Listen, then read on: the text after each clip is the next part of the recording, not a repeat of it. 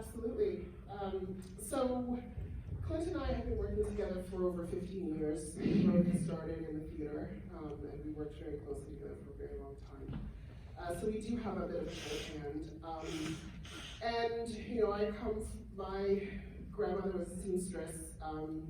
So the reason I work with Clint is because, you know, he's the only one who I trust. Because I have a pretty exacting sense of style and design. And, you know, we wanted to be able to traverse all of these decades that she lived in. You know, she was fabulous. She loved fashion, she loved clothes, and she loved it all through her life. And it was also important to capture, you know, a wealthy Black family in the 50s. We never see that on screen. So important. And so, you know, Clint knew the things that I cared about visually and emotionally, and politically for this film. And you know, he is a genius of kind of being able to interpret things that feel intellectual, things that feel emotional into impeccable design.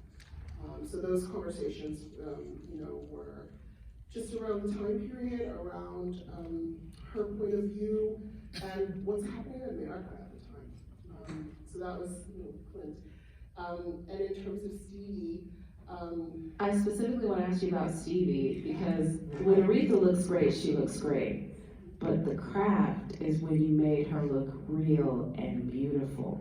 And that was the reason why I wanted you to maybe talk about how you made Aretha still be a queen going through an alcohol withdrawal, because that's in the face.